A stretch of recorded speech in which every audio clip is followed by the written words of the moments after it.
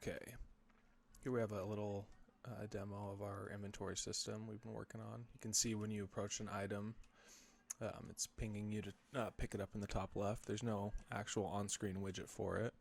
And then it's also checking to see if it's already been looked at, so it doesn't just keep filling up the ping with the same prompt. And if you back off, it'll give you that reset to pick it up. Pressing E adds it to your inventory. And then pressing 1 will show us our active inventory. So now we have the talking stick in slot 0.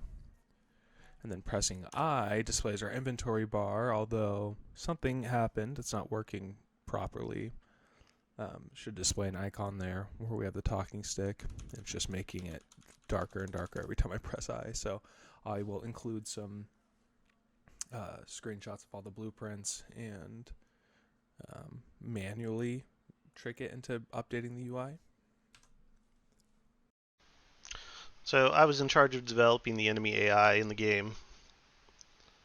The first big hurdle was understanding the perception system in the game. Once I was able to get the perception system working and actually tracking the player via sight, then I was able to move into the behavior tree, where I created a couple different states for the enemy. The first state is kind of a patrol state where the enemy kind of loiters around a given area looking for the players.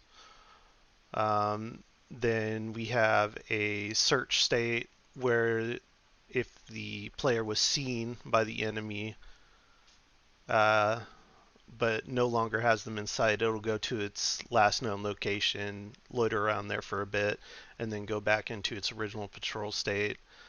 Then we have two chase states. We have one that chases the player based on sight, and then one of the main features of the game, which is whoever has the quote-unquote talking stick, the enemy automatically will aggro and chase them until either they're dead or they drop the talking stick. And then finally, there's an attack state where if the enemy gets close enough, they'll attack the player, do damage, until the player either gets far enough away or dies. We started off our project by talking about the kinds of games that we would be interested in making. We knew that we wanted to stay away from shooters and ended up going with a puzzle game with horror elements. We discussed a lot of different possible game mechanics, but the main one that became the center of our project was the inclusion of nonverbal communication. We created a Fig Jam to start laying out concepts in user flow. Figma is such a great tool, and it really helped us keep our work organized. We created level themes, asset lists, and links to game mechanic tutorials.